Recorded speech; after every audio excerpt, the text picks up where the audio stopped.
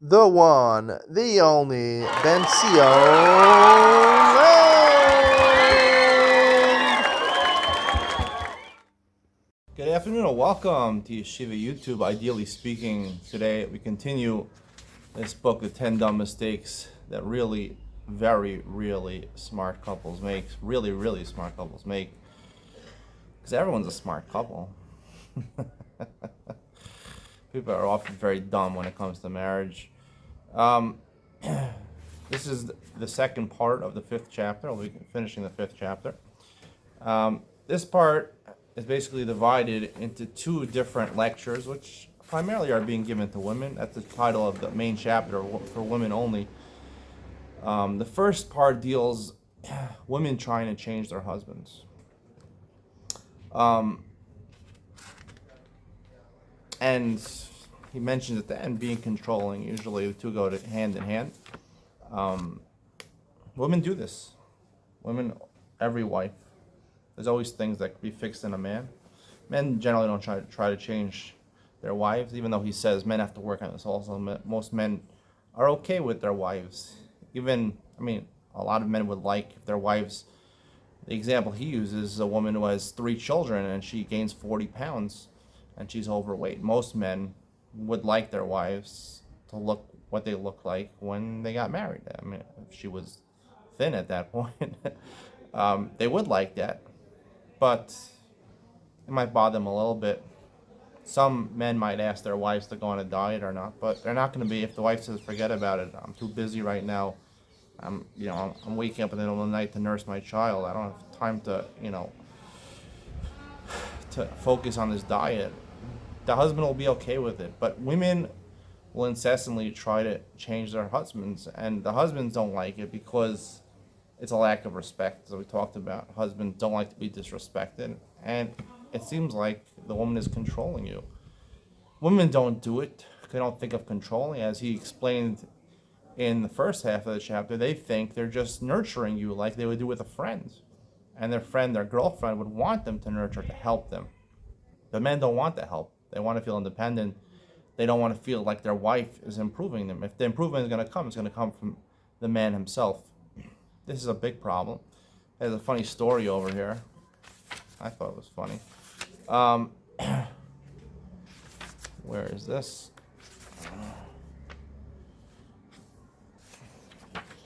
He says, I once delivered a 5-part marriage seminar in Brooklyn. Because it was a large crowd, it was arranged that after the shiur, the audience would write down their questions. The papers would be collected and handed up to me to read and answer. In one session, I repeatedly stressed the point that your job is not to change your spouse. I said it over and over and over and over. I thought I made it pretty clear, but when the questions came up after I was done, one woman after another asked the same question. Question number 1, Rabbi, what if I try to change him nicely? No, madam, it is not your job to change your husband, even if you do it nicely. Question number 2, what if I use positive reinforcement? No, not even if you use positive reinforcement. Question number 3, what if I use humor? No, don't do it. Question number 4, what if I use consequences? This is a controlling lady. If she would even think of this is a really controlling lady. This was more than I can handle, and I jokingly responded, let me play that out for a moment. Shlomi, if you don't pick up your socks, you're not getting lunch tomorrow. Yeah, that'll do it. That'll really help your marriage. Please don't do it. It's not your job to change your spouse. It doesn't work. It damages the relationship. Don't do it. I thought the woman in the audience got the point, but then I got emails after the shiur. Rabbi, I enjoy the shiur very much. I'm not arguing with your point. I'm just asking so I can better understand. If I can't change my husband nicely, or with humor, or with positive reinforcement, or with consequences, how am I going to change him? I'm not kidding. I actually received that email. The clincher, though, was this one. Maybe so many women are commenting on this, despite all the time you spend on this topic, not because we're not understanding you, but maybe because we don't agree with you. So he responds, of course you don't agree with me. You're a nurturing caregiver and you want to help. You want to shower your husband with everything good. And you know what you can make him even better. In fact, you're going to keep trying to make him better, even if it kills you. Kills you, him, and your marriage, which it will. As much as your attempts to change him are well-intentioned, as much as only coming from your love for him, it's destructive. It's rude, it's damaging, it's not your job. Don't do it. As he says many times throughout this chapter, you could either be right or you could have a happy marriage. maybe you are right. Your husband, he has an example here of the husband, every night he would leave a different jacket on a different chair. And the woman heard his talk about the socks. A woman who was upset with the socks on the floor, and she tried to change it a million times. He wouldn't listen. So she learned from this that whenever he came home one night, instead of him taking his jacket and putting it in his closet, she would do that. It bothered her. So she took care of it. And really, that's the way it should be. That if your husband is doing something, he has some lacking, he's not good financially, he's not strong enough, he's not, intelligent enough, he doesn't know how to do this, doesn't know how to do that, doesn't know how to act like a man, she mentions in this chapter. So, whatever bothers you, try to do whatever you yourself to fix the problem. Don't tell him about it. Take care of the problem. If there's a problem with the finances, you take over the finances. Usually, if the husband's not good at finances, he'll let you do it. He doesn't want to deal with it. But try to take care of it. If he leaves his jacket on the chair, you take it up and put it in the closet. That's really the best way to deal with it. Because if you keep on nudging him about it, first of all, he's not going to listen. And second of all, he's going to be insulted and he's going to feel disrespected. And he's going to feel that you're controlling his life, which most men feel. Most men feel about their wives. I'd say probably all men feel about this about their wives. All men feel their wives are controlling. Because they are. Because first of all, women do try to help their husbands, to fix their husbands. And second of all, a lot of them actually go overboard and actually are controlling. Women tend to be more controlling because they're a lot better at making decisions in this world, so they're better. So intuitively, they know what the right decision is, and their husband's taking 10 years to figure out what the right decision is, so they step in and do it for your husband. But it's insulting to your husband because he's supposed to lead, and he feels like he wants to lead, and you're taking that away from him. The only thing, they're all talking about different ways to change our husband. The real reason, right?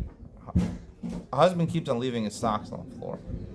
He keeps on leaving his jacket on the floor. The real reason, I'll tell you the truth, the real reason, lady or wife, he's not listening to you, he doesn't care, is because he's bored with you. Here we're talking about people that have been married for a couple of years. Even after you're married, I'd say 6 months. 6 months after you're married, your husband is bored with you. In a monogamous relationship, your husband is bored with you. That's the way it is. There's this woman I always think about this now, because I've seen on TikTok, this Muslim woman. I don't know, she's like a viral lady on TikTok, but she has basically the same themed advice, which comes from Islam. She said, if your husband is not happy with you, he's not giving you attention, what's the advice? Don't yell at him. Don't tell him, give me attention. She says, bring another wife into the household. Search for a wife for your husband, another beautiful wife for your husband. And so, as much as counterintuitive, you say, what the heck is she doing? She's bringing a rival into her house. Now, of course, in the Western world, the non-Islam world, this is taboo. No one would even suggest not to have a monogamous relationship. At least marriageable monogamous relationship. There's many people in the world who are not married, and the reason they're not married is because they don't want to have a monogamous relationship, because they realize this is a basic need. The problem is that if you're not married, you have no stability, and that's why marriage, even with one person, is still better than the person who is not married and has multiple relationships with multiple women, because you don't have the stability of marriage. So that's why, at the end of the day, if to choose one or the other, monogamy is better. It doesn't mean it's the best.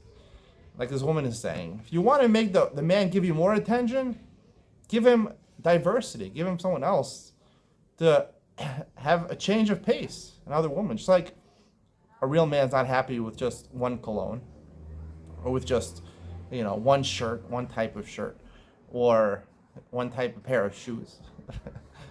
The most important thing to a man is a woman.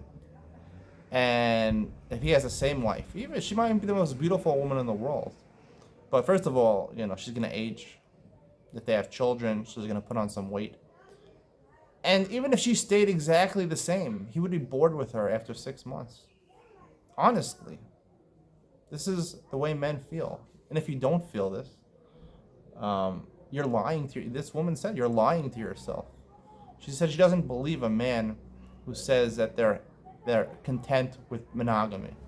Either they're lying to her because they're cheating with somebody else, or they're lying to themselves. A man will never be happy in a monogamous relationship. If you want him to change, bring other women. You have to get his attention back. Because if he has other women in his life, right? So this time he spends with you will be less. But he'll have variety, and when he comes back to you, it'll be like a refresher. Like he's meeting you for new, almost new. And it'll rejuvenate his love for you. And when a man is dating a woman, right? He's pursuing her, a courtship, and she asks him to do something, to change something that he's doing, and that in a split second he'll do it. A split second. I remember when I was engaged to my wife. She asked me to change my glass. I had really ugly blue glasses that some stupid woman in this Israeli glasses store told me I looked good in. I didn't know. I was a boy. I was a man. I didn't know what looked good on me. My wife taught me how to dress. I had no idea how to dress. My wife told me it looks good, and I listened to her. I'm a smart guy, and I just feel disrespected. She taught me how to dress. She told me what to wear. But I learned, and now I know how to pick out the stuff myself. I know how to dress better than she would have told me. But but I learned that's true humility, is to be able to learn from people, even if your wife is disrespecting you or you feel like she's controlling you. If you're a smart man, she's oftentimes right, so you should listen to her. But men feel disrespected, and they have no incentive to listen to the woman if they're not in a courtship.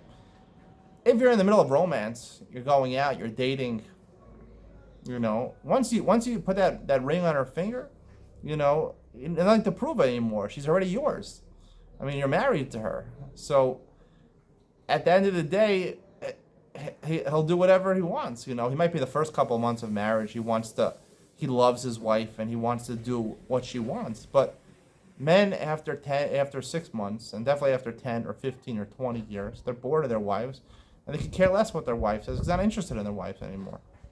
Women, if they're married to a man they're attracted to, who they love, a real man, it's hard to find, but there are men like that, they'll love them and they'll cherish them. They won't be bored of the real man. Women who cheat on their husbands is because they don't have a real man as a husband. If you have a real man as a husband, they'll cherish that husband. If you have a real man, a woman will only want that real man. She wants a monogamy. She wants that. But men don't like monogamy. Men will never like monogamy. Men need polygamy. That's why the Torah believes in polygamy, but doesn't believe in polyandry. I think I should pronounce it. No woman is married to more than a couple of husbands. If she's with a man and it's not a real man, she'll go search for another man. She'll cheat on him, or she'll get divorced because she doesn't like her man. Sometimes they'll if she gets the right coaching, she'll stay with him, because oftentimes she's not going to find, at what point she's getting divorced, she's cheating on him, she's in her 30s, mid-30s, 40s. She's not going to get married again. Who's going to marry her again? She's not going to find someone maybe even half as good as the man she's with right now.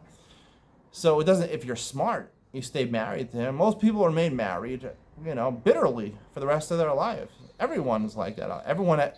They're married 50, 60 years. The husband is bitter because he hates monogamy that he has been subjected to after the 6-month mark of their marriage, and the wife usually doesn't have a good man that she doesn't love. So both of them are not happy, but you stick it out because we live in a world that's far from perfect, and this is the best of what you're going to get out of marriage. It's better to be married than not to be married. And oftentimes the marriage is going to be a bitter marriage. You try to make it work as much as possible, but you need motivation. And these women trying to change their husband, the man is not into you. He's not going to be motivated to change. You're already married to the guy. The woman who threatened her husband, I'll divorce you if you don't pick up your socks. That might work, actually. Consequences. Because most men want to stay married, especially if they have children. If they're smart, they want to stay married. Maybe that kind of consequences will if she has power over him. And usually women do have power over the men, because again, they're better at making decisions than men. They're smarter in this world. They understand people better. They're better communicators. So they're controlling the man. Almost every marriage, they make a joke, right? The boss, speak to the boss. The boss is the wife. The wife is always the boss. It's a joke, but it's a true joke. It's funny because it's true. In almost all the marriages, the wife is the boss. She wears the pants. Even in the Haredi marriages, she still wears the pants. So that's the lesson to the ladies out there. He's not going to listen to you. The reason he's not going to listen to you is he's not interested in you. Sorry, that's just the truth. The author doesn't say that, but I'm telling you the reason why behind it. But he's right. Don't try to change him. It just makes him more bitter. It's not going to work. He's not interested in you. Sorry to say. The last thing he talks about over here is the difference between boys and girls and independence. He says, while girls crave attachments and relationships, boys crave independence. Even at a young age, boys value self-reliance and the sense of not being dependent on anyone, certainly not on a mommy. This is part of the male nature. These differences manifest themselves in the relationships. He mentions a story here where after he got married to his wife, the author said he set up a Miser account to give tzedakah. I guess they were making a lot of money off the shmooze. A lot of Miser to give. So before every time he made a donation out of the account, he would consult with his wife, and she always agreed. One time he didn't ask her, and he gave a $100 donation, which is not such a large donation, and she was very upset that he didn't ask her. You didn't ask me, and he couldn't understand. And he realized that women want to feel interdependent, not independent. Men want to feel independent. Women want to feel interdependent. They want to feel like we're doing this together. We're in this together. But not asking, we're not in this together. Another example, playing ball after Shabbos. He says, you go out with your buddies to play ball, not just after Shabbos, you go during the week also. And you told her you're coming back in a half an hour, and you come back in 45 minutes. You know, she's visibly, why didn't you call me? Why didn't you tell me? And she's right. She's right. This she's right about. She's right.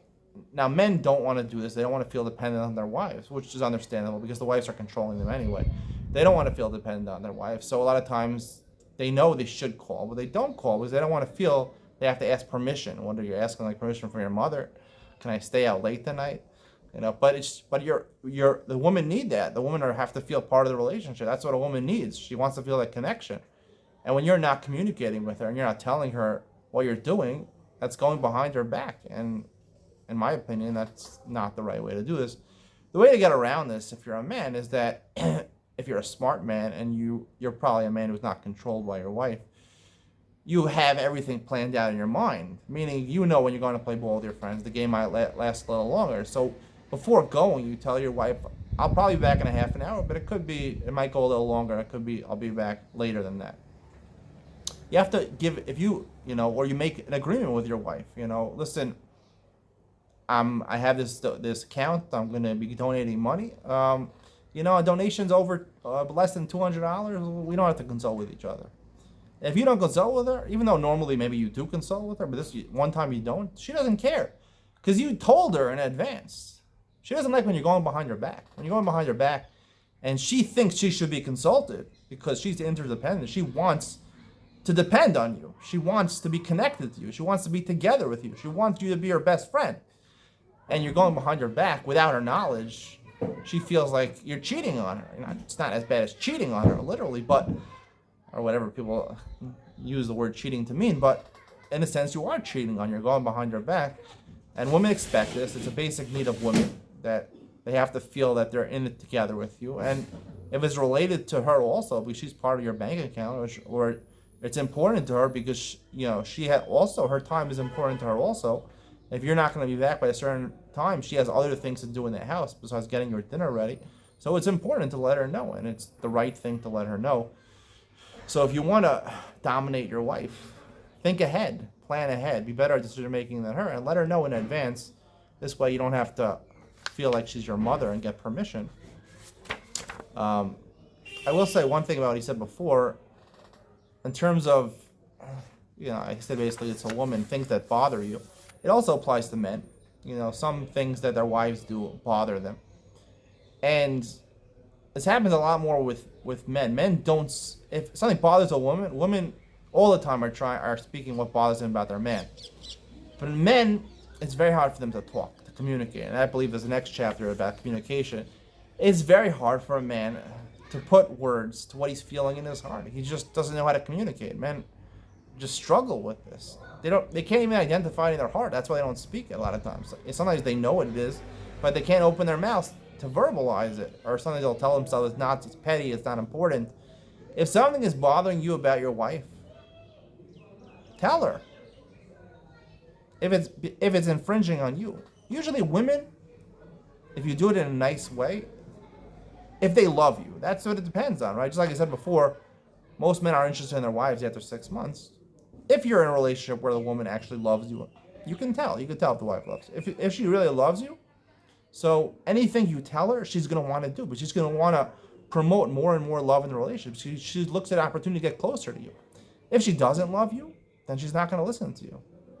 You say, I do everything in this house anyway. I'm in charge. I'm the boss. I'm not gonna listen to you. So you're not gonna get anything. But if you're a strong man, and even if your wife doesn't love you, things that really get on your nerves and you can't live without. You know, my wife comes from a family of 11 kids who lived in a 3-bedroom apartment. And at some points they had 6, 7 kids living in the bedroom, 1 bedroom together. Things get messy. Things get dirty. I come from, a family of 4. We didn't have a huge house, but we had, I don't know, an average size house. We each had our own room, or maybe one of us shared a room. And it was expected in our family to be clean, to be neat. And it bothered the heck out of me. I got married to my wife, and she wasn't as clean as I was. And, it bothered me. And I realized that after a while, it really bothers me. Until I made it a point of telling my wife, I need my room to be clean. To the point I said, my wife was like, maybe I should take some side jobs, to babysit. I said, I need that time from you to clean my room, to cook, to have lunch ready when I come home. Those things are more important to me than the 50 shekel you're going to make a week. Now, whatever. So nowadays, she happens to actually have a part-time job, but it works out. It's only a couple hours, so she's able, the other hours, she knows to prioritize to clean the room and to have lunch ready and things like that. So, if you're a man, and you're a real man, you should be in touch with your feelings. And if it really bothers you, communicate, because oftentimes that hurts the husband a lot. It hurts the husband, it pains the husband. Sometimes he doesn't even know what's causing him pain. But try to figure out what's bothering you and verbalize it to your wife. If she loves you, she'll change it in 1 second. If she doesn't love you, if it's very important to you, and you repeat it over and over again, she'll eventually listen to you. Because women don't feel disrespected. When a woman tries to control a man, he feels she's taking the lead. She wears the pants in the house. Disrespected. Bashita, again, for the principle matter, I'm not going to listen to her. But a woman doesn't need respect. And if the man is adamant this thing is really bothering him, she will eventually listen. That's my commentary on this chapter. I hope you enjoyed. See you next week.